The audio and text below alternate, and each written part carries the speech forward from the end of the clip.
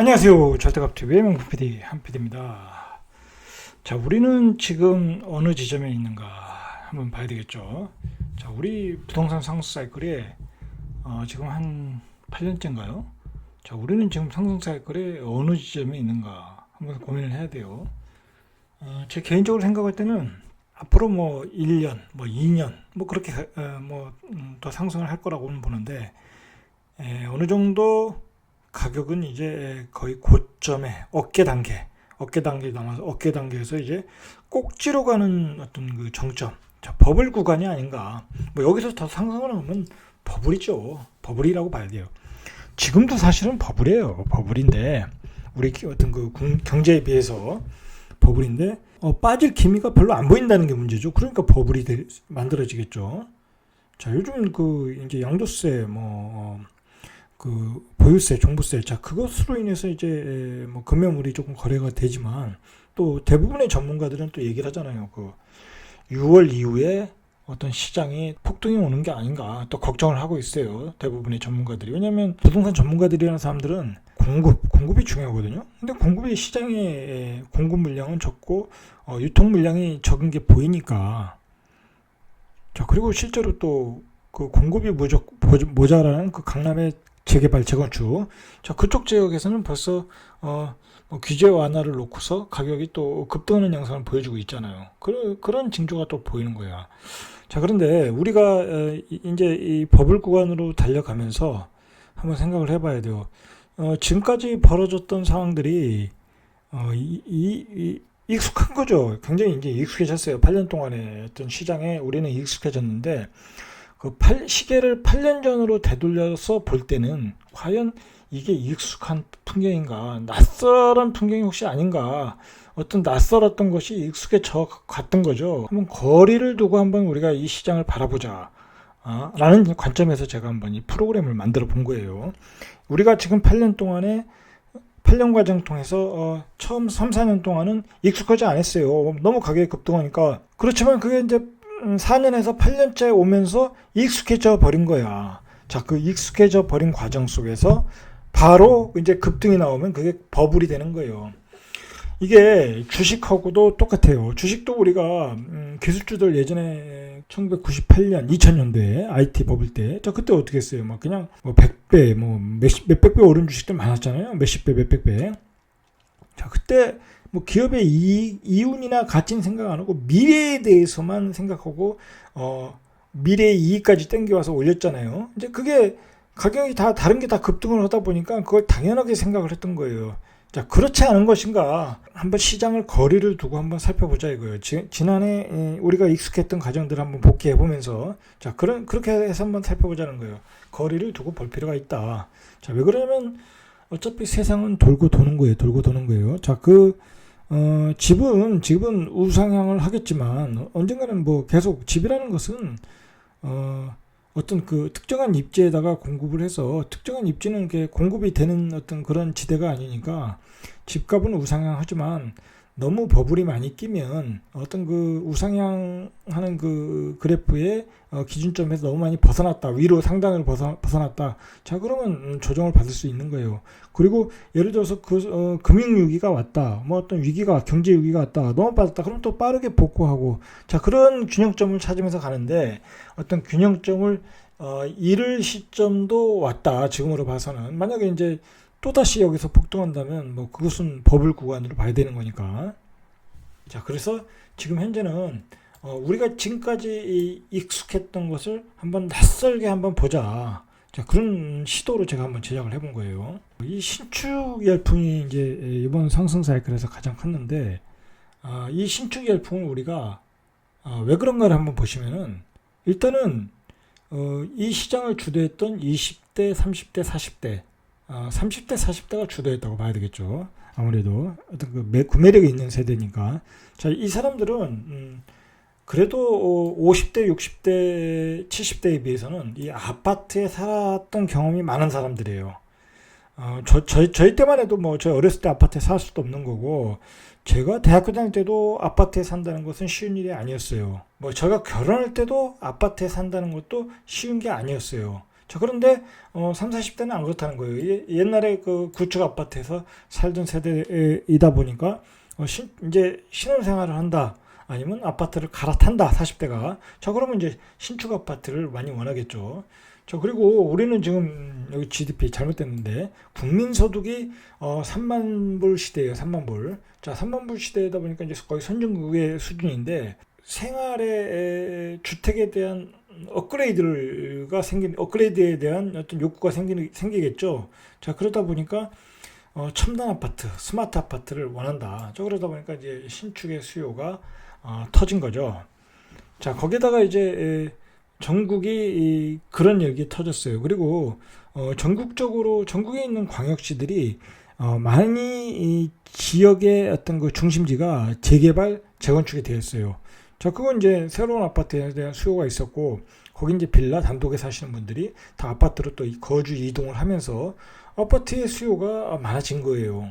아파트 수요가 증폭했다. 그리고 최상단에 있는 신축이 그 수요가 컸다. 자, 그래서 신축 열풍이 이번 사이클에서는 불었고, 자, 거기에 이제 투자 수요, 투기 수요가 가세하면서 신축의 열풍이 뜨거웠다. 그리고 이번 상승 사이클에서 가격을 리드했던 것은 신축이었고, 그 신축과 구축의 갭매기를 하면서 아파트 가격이 구축도 올라가고 전국의 집값이 어떤 폭등하는 현상을 보여줬다. 자, 근데 우리가 이러한 그 도미노 연쇄 현상, 폭등의 연쇄 현상을 전에는 이런 현상이 없었어요. 이건 참 낯설은 풍경. 자, 왜 그런 현상이 일어났나를 우리가 한번 보시죠. 자, 그리고 이 신축에 대한 수요는 청약 열기로 이어지는 건데 최근에까지 이렇게 청약 시장이 뜨거운 적은 저는 못 봤어요. 이것도 사실은 낯설은 풍경이에요. 우리가 2013년도로 돌아가면, 그 이전으로 돌아가면 쉽게 말해서 뭐 서울에 있는 아파트들은 거의 다 완판이잖아요. 거의 다 뭐 그냥 청약 경쟁률이 뜨겁잖아요. 분양가야 얼마인지 뭐 상관도 안 해요. 자, 그런데 옛날에는 서대문구에서 분양해도 미분양이었고 은평뉴타운도 미분양했어요. 처음에. 그 다음에 가재뉴타운도 그 당시에 뭐 한 5억 했나요? 4억 5천인가요? 5억 했나요? 자, 그때도 안 팔렸어요. 비싸다고. 미분양했다는 거죠. 그랬던 시절이 있었다라는 거 있었다. 그러니까 지금 뭐 입지가 떨어지는 지역도 완판이 된다? 이건 전혀 낯선 풍경이다. 익숙하지 않은 풍경이다. 자, 그것은 이제 앞에서도 말했듯이 어떤 그 새로운 아파트에 대한 신축 아파트에 대한 수요도 많았고, 자, 그 수요가 많다 보니까 투자층들이 집중적으로 들어갔다는 거예요. 투자층들이. 자, 그 투자층들의 열기가 서울에서 지방으로 확산됐다. 그래서 지방 아파트까지, 지방의 광역시 아파트까지 8사 기준으로 뭐 8억 9억짜리가 그냥 숱하게 나오겠다. 8억 9억도 넘고 10억 12억 막 그렇게 올라가더라. 지방에서 8억 9억 그거 상상이나 했습니까? 그거 상상 못했어요. 지방에 있는 아파트는 뭐 크게 투자 대상은 아니었다라는 게 어떤 그 일반적인 견해였어요. 그러니까 뭐 대전의 아파트가 굉장히 저평가됐을 때 투자자들이 엄청나게 들어왔죠. 자, 문제는 뭐냐면 이러한 청약 열기로 인해서 그리고 이 투자층이 두꺼워져 버렸어요. 이 부동산 투자하시는 분들이 많아졌던 거죠. 그러니까 이분들이 이 자산 시장으로 그냥 골드러시에서 들어왔다. 자, 엄청난 그 주택 시장에 투자층이 들어왔다. 자, 그 투자층에 참여하지 않은 사람들은 이제 바로 이제 벼락거지가 돼버린 거죠. 벼락거지가. 자, 그리고 이번 시장의 특징은 투자자가 너무 많았어요. 자, 뭐 오직하면 이번에 그 정권이 이번 그 부동산 폭등의 주범은 투기 세력이다, 적폐 세력이다, 그렇게 얘기를 하고 있지 않습니까? 자, 얼마나 이제 투자자가 많았으면 이제 그런 상황이 벌어졌겠냐. 실제로 또 투자자들이 들어가서 지방 아파트 가격은 많이 올렸어요. 뭐 그건 솔직히 부인하기 힘들어요. 최소한 그 가격이 조금씩 올라갈 수는 있지만, 올라가는 속도는 조절할 수 있지만, 조절하면서 올라갔겠지만, 그러나 이제 투자자들이 한꺼번에 몰리면서 가격이 급등했다. 최근에 그 지방 아파트 보면, 대전의 아파트 보면, 다 그런 건 아니지만, 조금 이렇게 입지가 뛰어난 적들은 뭐 그냥 15년, 18년 뭐 그렇게 된 것도 5억짜리가 허다해요. 5억짜리가. 자, 그 정도로 지방 아파트 가격도 급등했다. 뭐 신축은 말할 것도 없이 뭐 준신축 신축은 9억, 뭐 8억, 9억, 10억이고 뭐 큰 평수는 이제 뭐 한 40평 넘으면 12억, 13억 해요. 뭐 이거 뭐 우리가 예전에는 상상할 수도 없는 이야기였죠. 뭐 대전의 클럽 아파트 예전에 갭 2, 3천이면 3, 4천이면 샀잖아요. 그죠? 그때 한 3억 5천, 4억 그랬잖아요. 저 그런 시절이 있었다라는 그런 시절이. 근데 지금은 그게 뭐 8억, 9억 그렇게 되지 않았습니까? 지방 아파트의 급등도 사실은 낯설은 풍경이라는 거예요. 낯설은 풍경. 예전에 비하면. 자, 근데 그걸 요즘은 또 이렇게 당연하게 받아들인다. 우리가 한번 그것을 생각을 해봐야 돼요.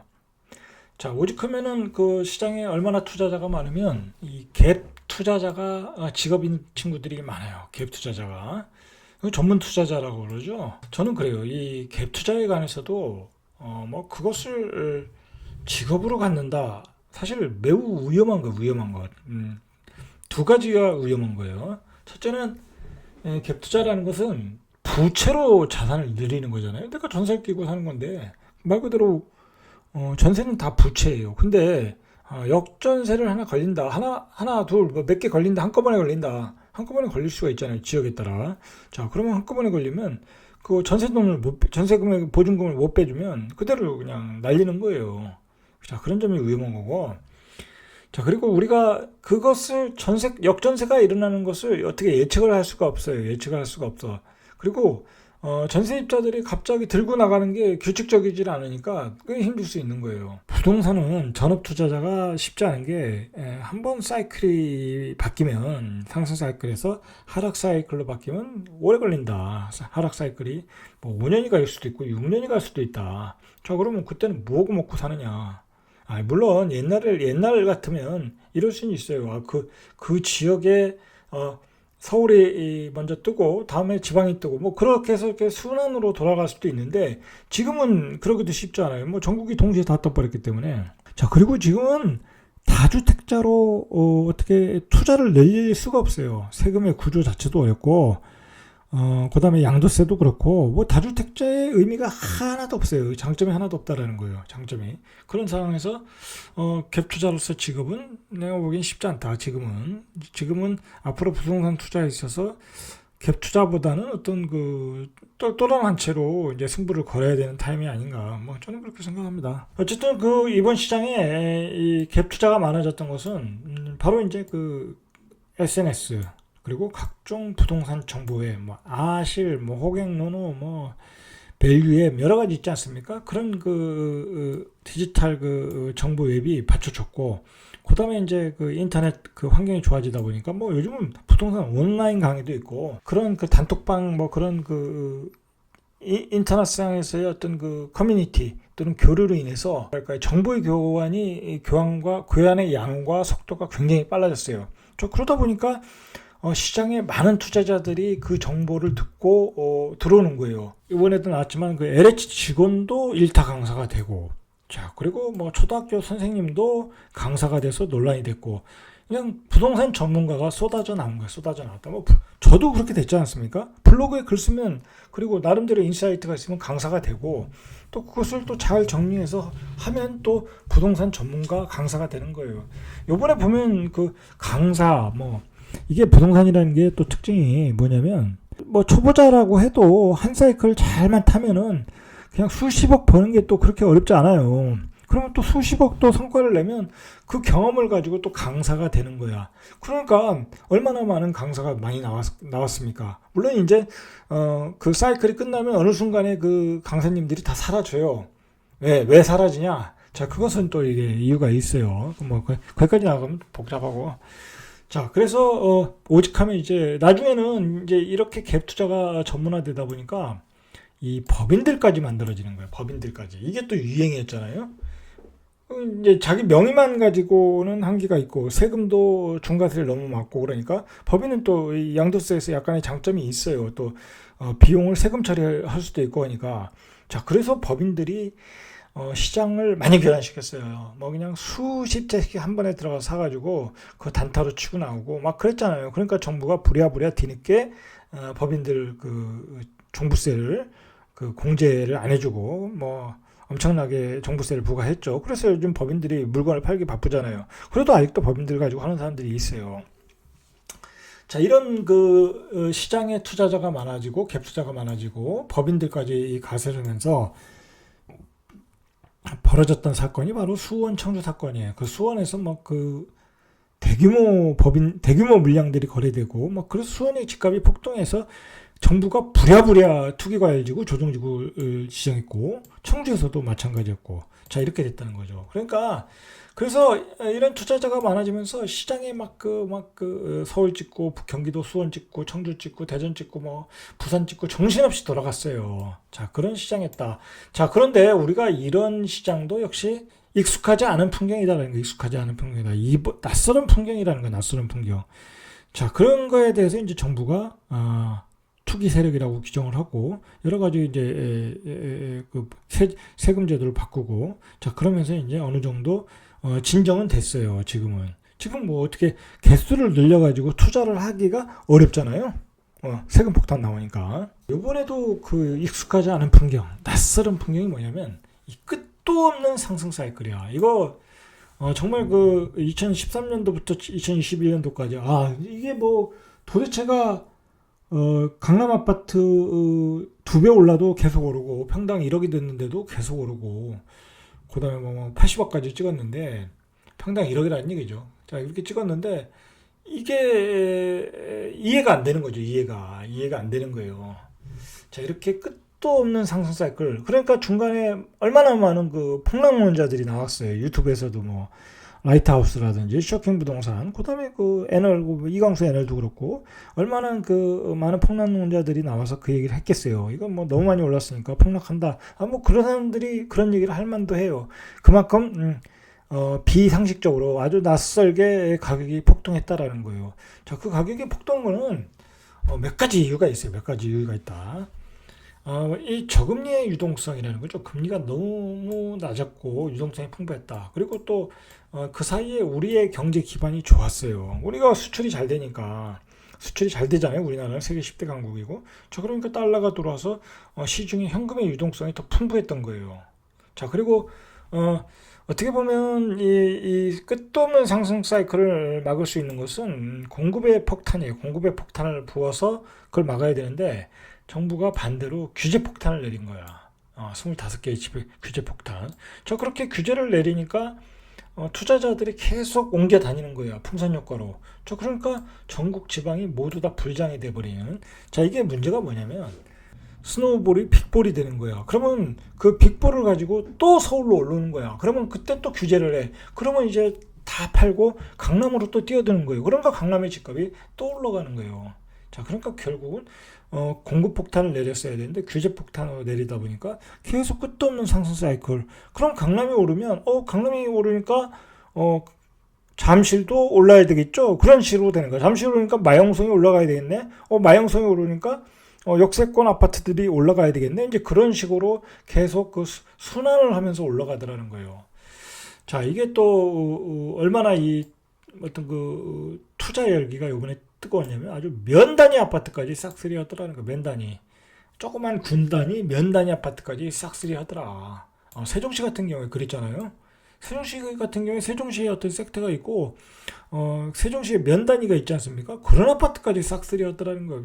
평소에 진짜 거래도 안 되고 별 값어치도 없는 아파트까지 싹쓸이 하더라. 자, 그만큼 너무나 뜨거웠다. 자, 우리가 이러한 상승 사이클에서 우리가 여기서 한번 고민을 해야 될 게 있어요. 보통은 상승 사이클이 오는 것은 공급 물량이 이제 부족할 때, 공급 물량이 많으면 가격은 떨어질 수밖에 없어요. 그건 뭐 명확한 진리예요. 이거는 뭐 두말할 필요 없는 진리인데, 근데 재밌는 게 뭐냐면 요즘 대구 시장이에요. 이 대구 시장이 요즘 계속 올라요. 계속 올라. 이거 진짜 뭐 백매주라고 그러더라고요. 자, 이거 계속 오르는데 여기는 공급 물량도 많아. 근데 왜 오르냐? 이거 우리가 한번 고민을 해야 돼요.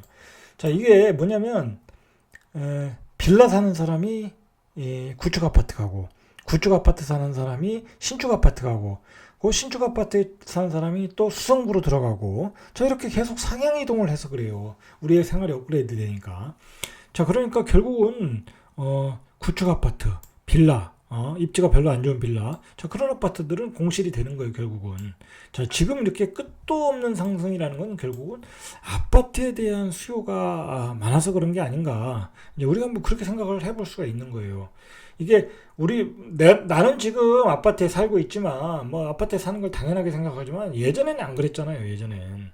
그리고 아직도 빌라 사시는 분들 많고 어떤 그런 주택 형태의 어떤 교체 수요가 아파트로 몰린 시기가 아닌가. 자, 특히 신축으로 또 많이 몰린 게 아닌가. 이제 우리가 한번 생각해 보자는 거죠.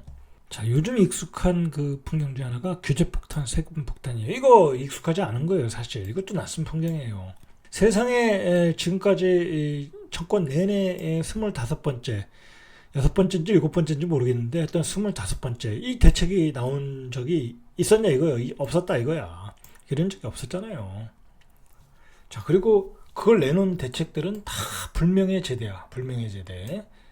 자, 두 장관님이 거의 불명예 제대했잖아요. 한 명, 두 명 다 그 불명예 제대를 했어요.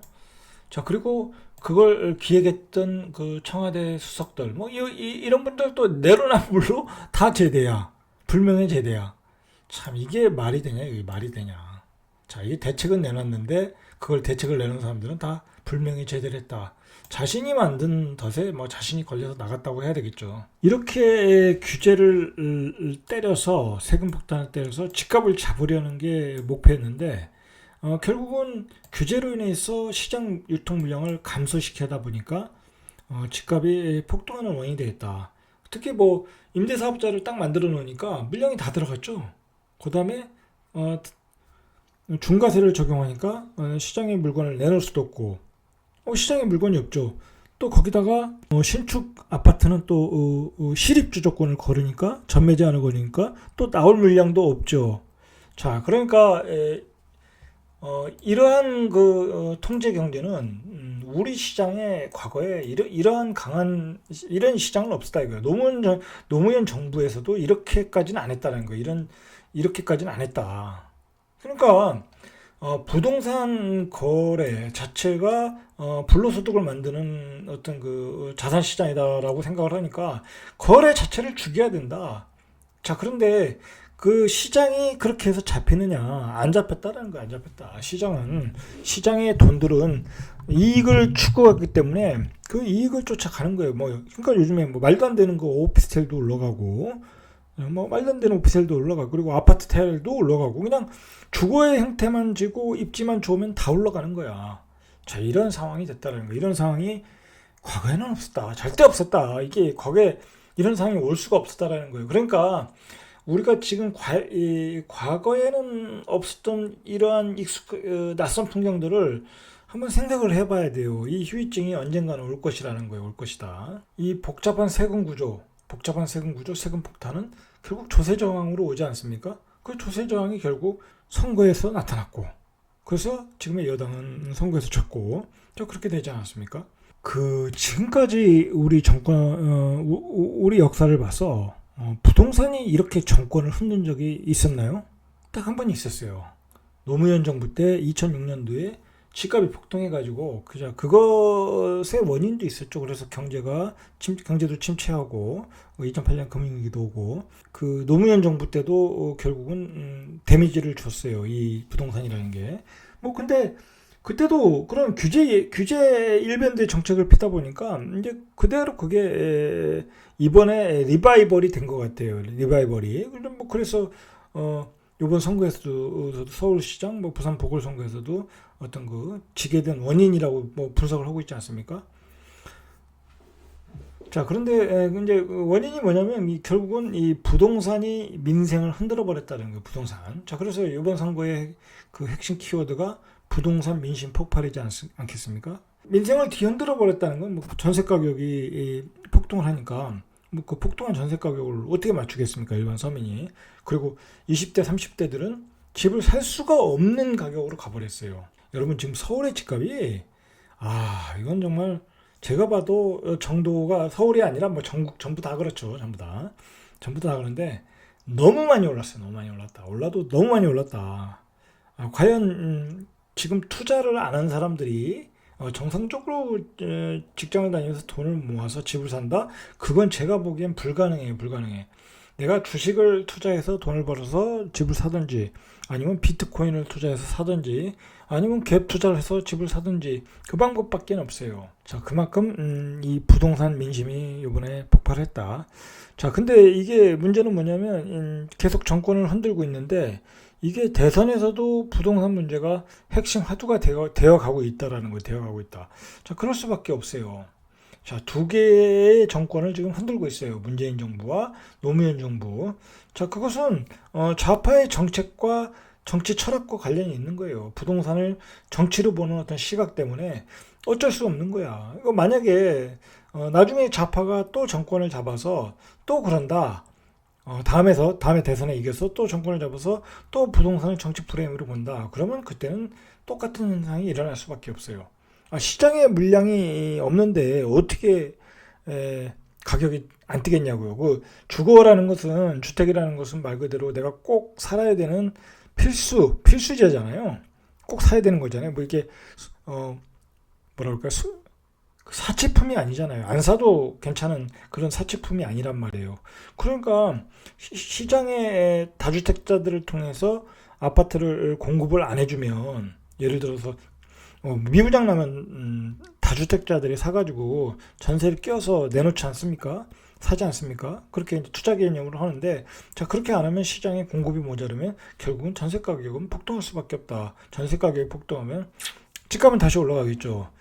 자, 이렇게 익숙하지 않은 낯선 풍경들이 또 요번에 재현됐다는 거예요. 노무현 정부에 한번 재현됐고, 문재인 정부에서도 한번 재현됐고, 자, 그게 결국은 민생을 흔들어 버렸고 민심이 폭발했다. 이런 그 낯선 풍경들이 우리가 보면 시대와 불일치하다는 거예요. 시대와 불일치. 지금 자본주의 시장은 이렇게 통제가 될 수가 없는 시장이에요. 뭐 주식 시장이든 뭐 비트코인 시장도 뭐 그게 통제가 됩니까? 안 되지. 그 뭐 통제하는 방법은 하나밖에 없어요. 비트코인 투자는 불법이다.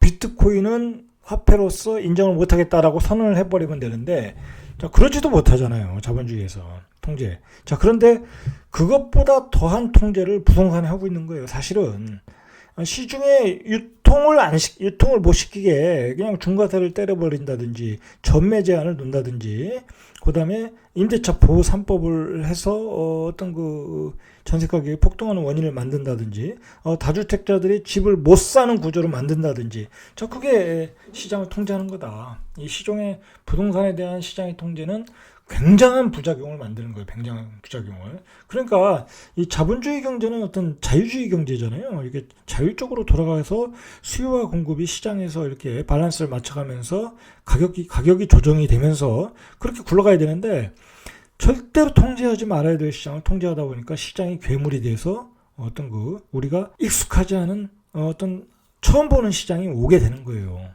자, 그리고 우리 지금 국민 소득은 3만 불을 넘어서 이제 선진국으로 가고 있는 거예요. 지금 생활 수준은 우리는 또 건축 문화, 주택 문화가 굉장히 다른 나라보다는 고급화돼 있잖아요. 다른 나라보다는 훨씬. 자, 그런 고급화, 그걸 넘어서 이제 질적인 시대로 와서 내가 사는 지역의 교육 환경, 그리고 내가 사는 아파트의 어떤 그 직업군, 커뮤니티, 그런 거를 이렇게 생각을 해서 내가 계급 상승을 하는 그 욕구를 채워가면서 사는 게 우리 대한민국의 그 월급쟁이들의 꿈이에요. 꿈. 그렇잖아요. 그게 꿈인 거예요. 자기의 자산을 늘려가면서 자기의 그 신분을 업그레이드 시켜가면서, 그리고 그 나의 자식들이 좋은 교육 환경에서 자라서 좋은 대학을 가서 좋은 직장을 찾고 올바르게 잘 성장하고 부자가 되기를 원하는 게, 자, 그 꿈인데, 자, 그 부자의 꿈, 자산가의 꿈, 자, 그런 것을 다 막고 있다, 정부는. 물론 이제 부동산에 한해서 이제 그것을 막고 있는 거지만, 뭐 그렇다고 주식시장에 대해서는 뭐라고 하는 것도 아니고, 통제하는 것도 아니고, 뭐 사업을 하는 거 통제하는 것도 아니고, 그러는데 정부 입장에서는 이제 부동산에서는 불로소득을 만들지 말라고 그러는데, 자, 이 문제에 대해서 한번 또 얘기를 해야 돼요. 자, 우리가 예전에 그 과거, 우리 선배들이죠. 제가 이제 55살이니까 뭐 저보다 많이 많으신 분들, 부자 된 사람들 다 제가 알기로는 부동산으로 부자 됐어요. 그 사람들. 자, 그 사람들이라고 어디서 뭐 돈이 땅에서 떨어졌겠습니까? 그 수많은 돈이. 자산을 가지고 있어서 부자가 된 거예요. 자, 그 자산을 가지고 부자가 된 것을 바로 이제 그 지금의 좌파 정부, 그 운동권 학생들이 운동권 하시던 시절에 다 본 거예요. 부자들이 그렇게 불로소득으로 부자 된 것을 본 거야. 자, 그러니까 그런 것을 다시 재현하면 안 된다. 그래서 이렇게 좌파 정부가 부동산에 대해서는 엄격한 잣대를 들여대고 있는 거예요. 자, 그런데 그게 현실적으로 가능하느냐? 그러면 비트코인은 공평한 시장이냐? 그리고 주식 시장은 공평한 시장이냐? 과연 그렇게 한번 생각을 해봐요. 주식 시장 제가 보기엔 절대 공평한 시장 아니에요. 물론 정상적으로 기업 가치가 좋은 회사에 장기 투자면 저는 주식 투자도 80%, 90%다 수익을 낼 수 있어요. 그러나 그렇지가 않잖아요. 그죠? 뭐 벤처기업들 막 상장하는 거 보고 뭐 대기업들 뭐 회사 쪽에서 상장하고 블록들에서 개미들 죽여놓고 다 팔아먹고 보면 이거는 부동산 시장은 양반이에요. 양반. 주식시장에 비하면. 자, 그만큼 주식시장에서도 불공정한 거래로 돈을 버는 사람이 많다. 부자들도 다 거기서 부자들 나오고 우리가 알게 모르게 우리가 접근할 수 없는 영역이니까 이제 알 수가 없는 거지만 그나마 일반인이 가장 접근하기 쉬운 데는 부동산 시장이에요. 가장 일반인 그렇잖아요. 일반인이 자기가 가장 적은 돈으로 이 시대의 인플레이션 그리고 집값에 뛰는 폭을 잡을 수 있는 것은 갭 투자밖에 없는 거야. 그러니까 갭 투자하시는 분들이 뭐 직업이 뛰어나거나 뭐 돈이 많아서 하는 거 아니에요. 그 컴플렉스 그리고 그 열악한 점 자신의 그 어떤 단점을 보완하기 위해서 그리고 그걸 극복하기 위해서 갭 투자를 하시는 거야. 근데 어떻게 보면 그걸 다 차단을 하겠다라는 거잖아요. 자, 그런 데서 불만이 오는 거예요. 거기다 또 불만이 뭐냐면 2030의 그 부동산 민심이 폭발했던 거 뭐냐면 그 사람들의 집 살 기회를 아예 막아버린 거야. 아예 막아버렸어. 아니 그 사람들이 대출을 받아서 연끌을 하겠어서 사겠다는데 그걸 왜 말리냐고요. 왜 말릴 필요가 없는 거예요. 지금 그래가지고 못 사가지고 몇 억씩 올라간 걸 어떻게 하냐고. 그러니까 그 사람들이 열이 받는 거예요. 심지어는 마통도 맞고 뭐 DSR 적용한다고 맞고 그리고 강남 진입은 아예 뭐 15억 이상은 차단해버렸고 9억 이상 중도금 대출도 제한하고 자 모든 걸 막아버렸다. 부동산 쉽게 말해서 서민들이 자산을 늘려서 계급을 상승시킬 수 있는 자 그런 수단을 막아버렸다는 거예요. 자, 아까도 말했듯이 서민들은 주식보다는 부동산이 쉬운 거예요. 자, 그걸 막아버렸다. 그러니까 불만이 터지고 그게 선거에서 나타났다. 그런데 정부는 거기다 대고 공공을 얘기하는 거예요. 공공 재개발 재건축, 공공 임대에 살아라. 이게 말이 됩니까? 이게 시대와 불일치한다는 거야. 시대와 불일치. 자, 그러니까 2030이 열받는다. 자, 그러니까 저는 개인적으로 그렇게 생각해요. 지금의 그 좌파 정부가 앞으로의 그 전국을 주도하고 어떤 대선 경쟁에서 이기려면 시대와 부합한 정신, 이 시대 정신에 부합한 정치를 들고 나와야 되는 거예요. 그 정치를 들고 나오지 않으면 2030, 40, 50 다 불만족스러울 수밖에 없다. 그들의 욕구를 채워줄 수 없다라는 거예요. 그들의 욕구, 그들의 민생고를 채워주지 않으면 결국은 정치판에서도 이길 수가 없는 거예요. 자, 오늘은 여기까지 이상 절대값 튜브의 명품 PD 한 PD였습니다.